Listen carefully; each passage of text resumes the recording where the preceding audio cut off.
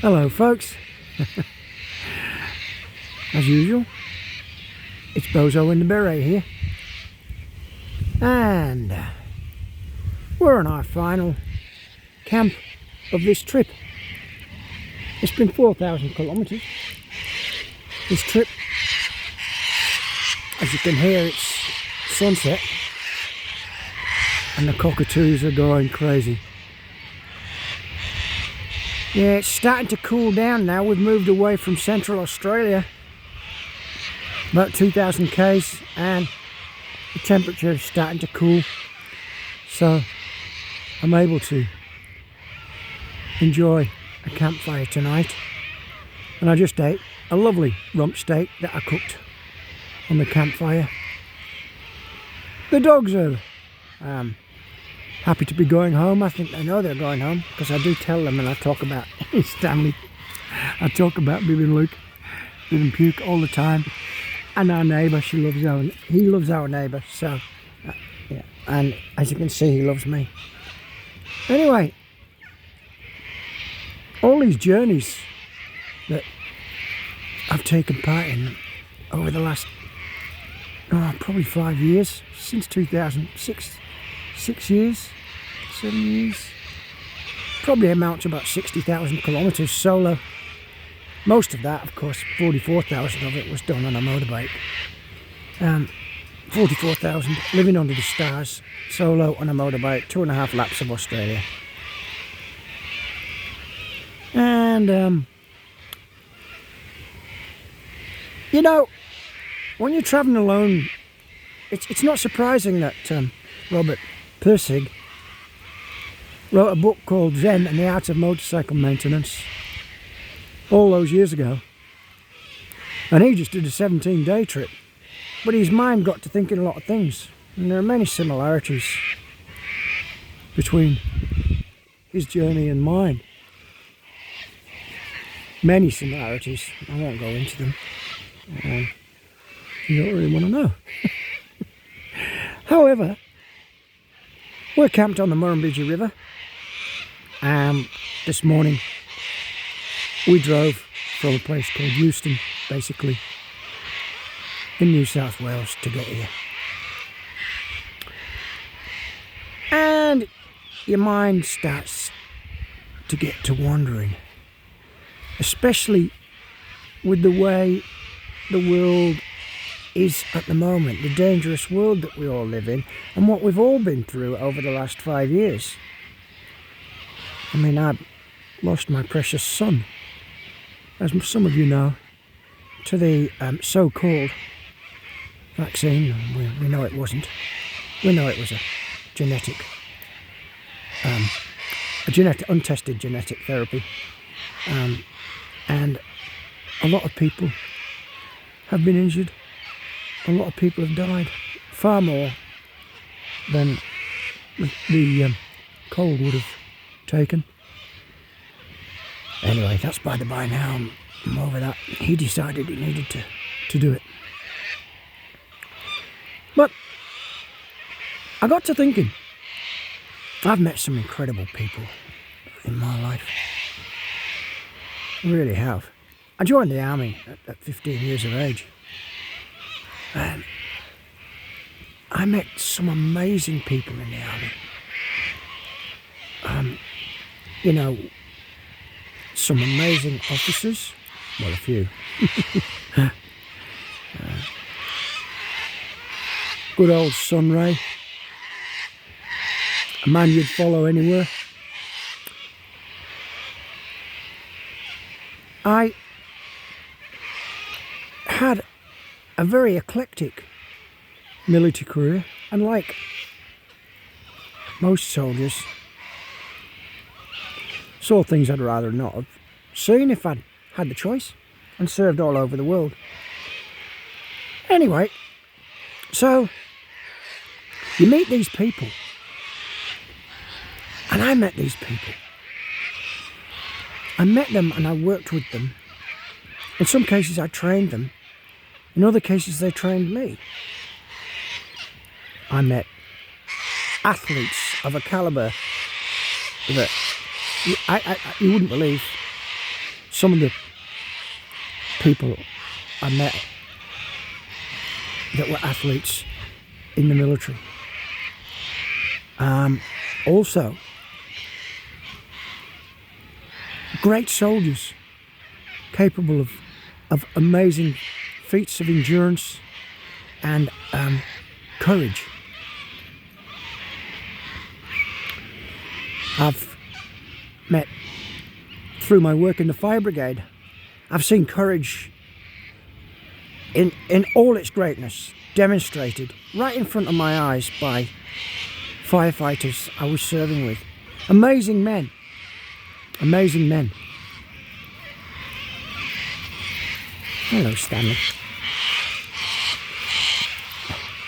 I've worked with, look out, darling. I've worked with world champions. One of my best friends was a world champion base jumper. I've had world champion athletes that I've trained, runners that I've trained, that were world champions.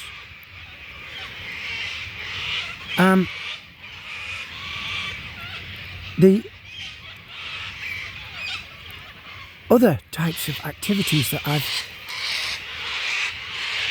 done in my life, like rock climbing, you know, I know people who have worked and climbed with people who've been on top of Everest,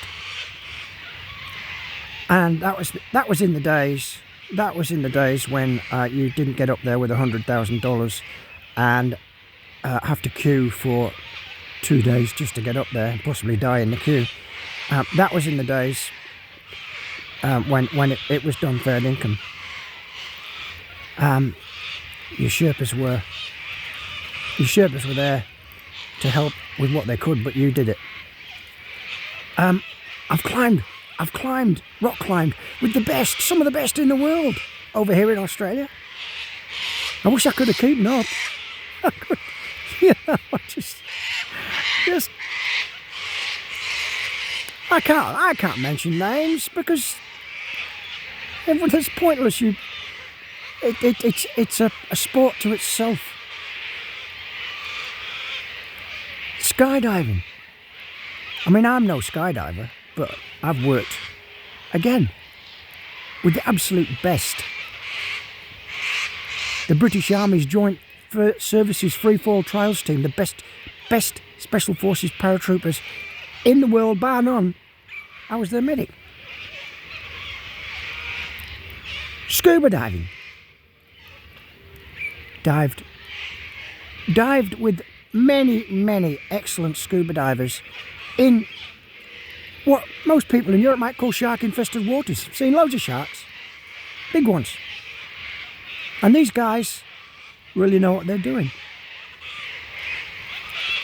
Paragliding. I met some amazing world-class paragliders. And all of these people and all of these activities, when you get down to it, you do all of these things. And I'm no world-class athlete, climber, runner, you know, all of those things. But when you meet with these people and put your life in their hands and they put their life in your hands, some of it rubs off. You learn from them. You learn about life and death for a start off, and you learn about trust. And that's one of the benefits of doing all of these activities I've loved doing. Caving, canyoning, with the best. I'm just following along. Sometimes really brown trousers springs to mind. What the hell am I doing? Anyway, where I'm going, some of it rubs off. And like Zen and the art of motorcycle maintenance, I've started to wonder to myself in these last 5 years, is this the universe preparing me personally for what's coming down the line? Or is there something in me that realises that I need to do it myself for that reason? Because I'm 70 now. And I'm not finished. And neither is this zeitgeist. It is not. I am 100% convinced we have not seen the end of with totalitarianism.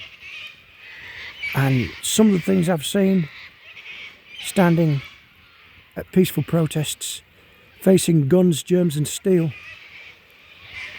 from our government, people getting shot and gassed and beaten. Old folk.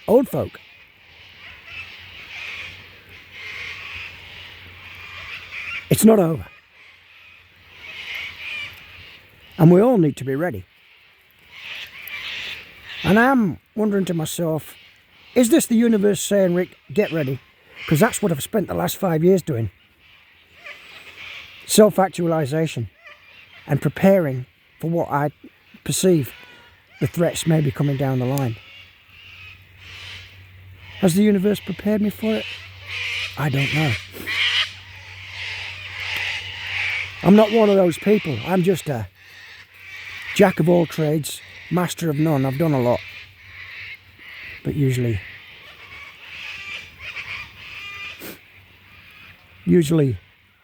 with people that are really amazing and have befriended me for some reason, God knows why. Cranky old bastard.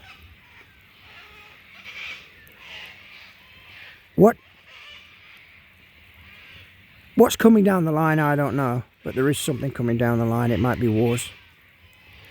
It might be more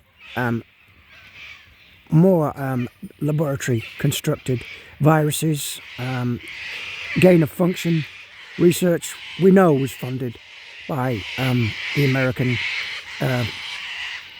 war agencies in Wuhan. It didn't. It wasn't because somebody ate a pangolin or a bat. We know that now, and I said that on day one. I knew it. I recognised it as a persistent incapacitating agent from NBC warfare training, nuclear, biological, chemical warfare training. So I knew it on day one, 2020 when it broke out. But I was called a conspiracy theorist. Now we know it's a fact. So where am I going with this? I don't know. I'm just telling you that wars are coming. Maybe coming. Hopefully not. Wars may be coming. More examples of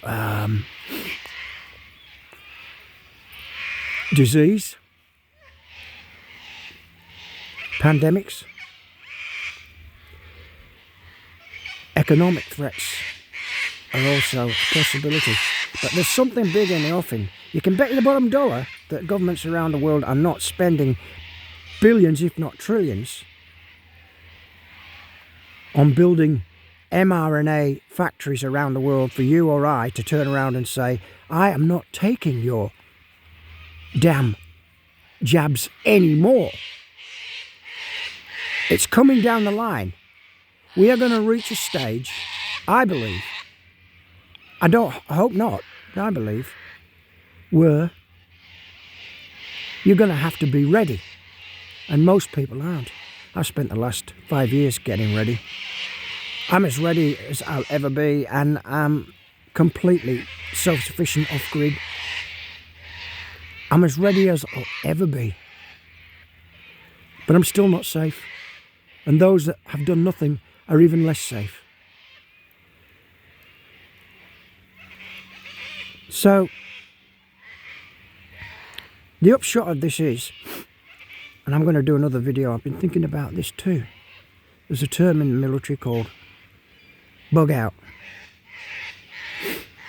which is where you drop everything and get the hell out of there as fast as you can. I'm going to talk about that in another video. I'm going to talk about bugging in as well, because bugging out is an absolute last option. So I've written 4 books. My next one's due out this year, and my publisher wants me to write a book. A no-nonsense book, no frills, about survival. None of your Bear Grylls chewing on dead animals or squeezing water out of elephant poop with all the parasites that will be in that. None of that. Just good, honest survival techniques for young people. Like my last book, it's going to be a children's book. So, whether or not that actually comes to fruition in the next couple of years remains to be seen with what happens with the present spirit of the times, the zeitgeist. Where's it all going?